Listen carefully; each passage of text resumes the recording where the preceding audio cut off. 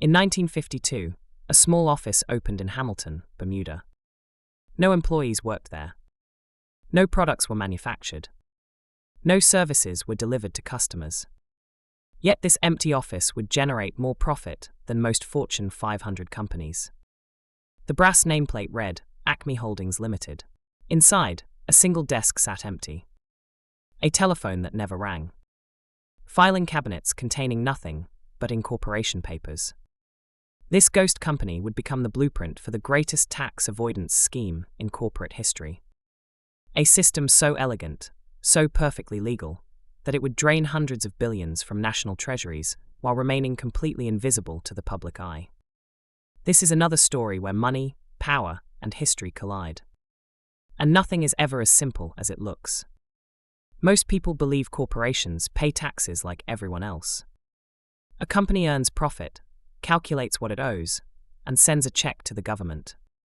The corporate tax rate might be 21% in America, 25% in Germany, or 30% in Japan. Simple arithmetic applied to global business. This belief rests on an assumption that seems reasonable. Corporations exist where they operate. Apple designs phones in California, so Apple is American. Volkswagen builds cars in Germany, so Volkswagen is German. Nestlé produces chocolate in Switzerland, so Nestlé is Swiss. The public sees corporate headquarters, factory workers, and executive offices. They assume these physical realities determine tax obligations. Governments certainly want citizens to believe this. Politicians campaign on corporate tax rates as if they matter. Economists debate optimal percentages as if companies actually pay them. The surface story feels logical, predictable, and fair. Multinational corporations simply pay their share in each country where they conduct business. That story is a carefully constructed illusion. The truth lives in those empty offices scattered across small islands and tiny nations. Places most people couldn't locate on a map. Bermuda, Luxembourg, the Netherlands, Ireland, Singapore. Countries with populations smaller than mid-sized American cities, yet somehow home to the world's most profitable corporations. The mechanism is breathtakingly simple. Multinational corporations don't pay taxes where they operate. They pay taxes where they legally exist. And legal existence can be purchased for the price of a business license. Here's how it works. A technology company develops software in Silicon Valley using American engineers, educated in American universities, protected by American patents and courts.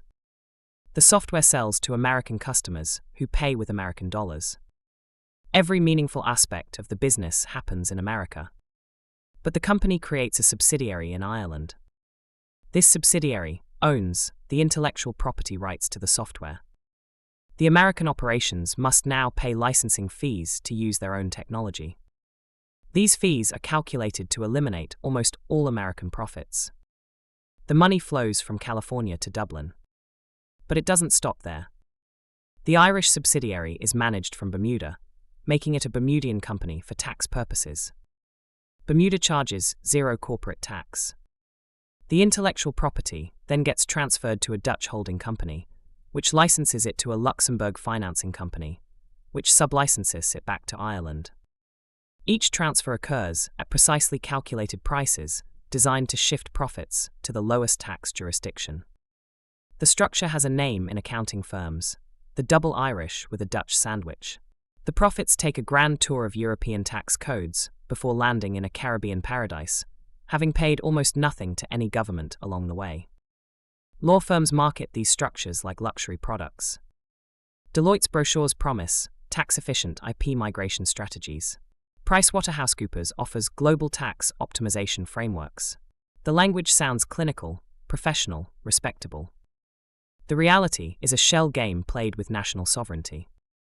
Luxembourg, a country smaller than Rhode Island, became home to Amazon's European operations.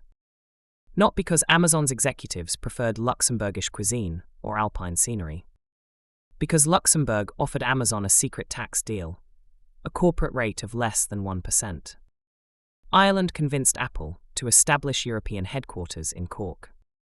Apple's Irish operations reported profits of €16 billion in 2011 while paying €50 million in taxes. An effective rate of 0.3%. Google funneled revenues through Ireland, the Netherlands, and Bermuda. The company called it "Don't Be Evil," while paying a global tax rate of 2.4% on international profits. These weren't accidental loopholes discovered by clever accountants. They were deliberate policies designed by governments competing for corporate registrations. Countries began auctioning their tax codes to the highest bidder. The competition created a race to the bottom. Each nation offered sweeter deals to attract multinational registration fees. Luxembourg provided secret tax rulings. Ireland offered intellectual property exemptions. The Netherlands eliminated withholding taxes on certain transfers. Small countries discovered they could export their sovereignty. They didn't need natural resources or manufacturing capabilities. They just needed malleable tax codes and cooperative bureaucrats. The system created a parallel universe where the world's most profitable companies legally existed nowhere and everywhere simultaneously. Profits materialized in countries where no work occurred. Expenses appeared in countries where no costs were incurred. Governments found themselves in an impossible position. They could eliminate the loopholes and watch corporations reign corporate elsewhere. Or they could compete in the race to zero, hoping registration fees would compensate for lost tax revenue. Most chose to compete. The alternative meant economic irrelevance. The scheme worked flawlessly for decades. Multinational corporations saved hundreds of billions in taxes. Small countries collected registration fees and banking deposits. Politicians claimed credit for attracting international business. Everyone won except the countries where actual economic activity occurred. The arrangement might have continued indefinitely. Corporate tax avoidance had become so normalized that accountants discussed optimization strategies at industry conferences. Business schools taught international tax planning as standard curriculum. Then the 2008 financial crisis changed everything. Governments faced massive budget deficits precisely when multinational corporations reported record profits and minimal tax obligations. The contrast became impossible to ignore. Banks required taxpayer bailouts, while tech companies paid effective tax rates lower than minimum wage workers. Journalists began investigating the empty offices and phantom subsidiaries. The Panama Papers leaked in 2016, revealing the industrial scale of tax avoidance architecture. Public anger reached a boiling point. The European Union launched state aid investigations, demanding billions in back taxes from Apple, Amazon, and Google. The OECD proposed global minimum tax rates. The United States threatened retaliation against countries offering sweetheart tax deals. Ireland was forced to collect €13 billion from Apple. Luxembourg lost its Amazon arrangement. The double Irish structure was officially closed to new entrants. But this wasn't surrender. It was evolution. Corporate tax planners simply moved their operations to new jurisdictions. Singapore replaced Luxembourg. The UAE substituted for Ireland. New structures emerged with updated names: Bermuda Black Hole, Cayman Swap, Singapore Sling. The fundamental dynamic remained unchanged. Small countries still auctioned their tax codes. Multinational corporations still shopped for the best deals. Profits still flowed toward empty offices in tropical paradises. The names changed. The behavior didn't. Today's digital economy has made tax avoidance even easier. Software companies can claim their profits originate from servers located anywhere on Earth. Cryptocurrency exchanges operate from jurisdictions that didn't exist when their founders were born. Amazon Web Services hosts applications in data centers worldwide, making it nearly impossible to determine where digital value is actually created.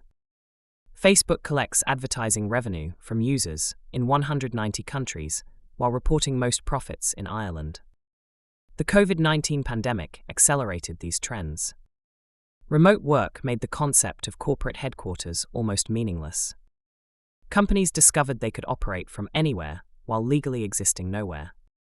Governments continue proposing solutions: global minimum tax rates, digital services taxes, formulary apportionment systems.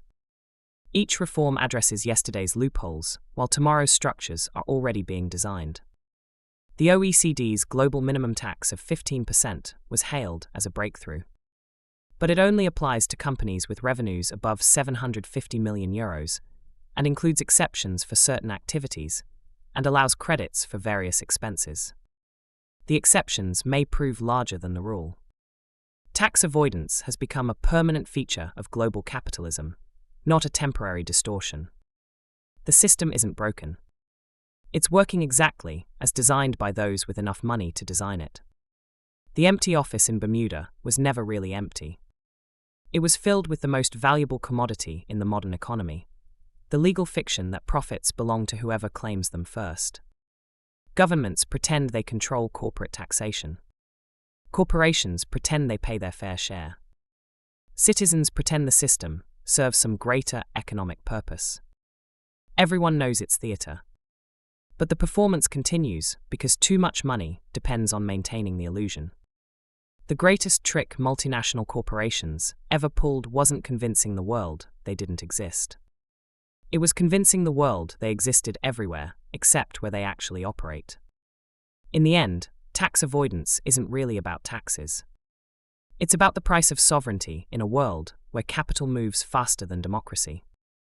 Some countries sell their natural resources. Others export their labor. The smartest ones learned to sell their tax codes.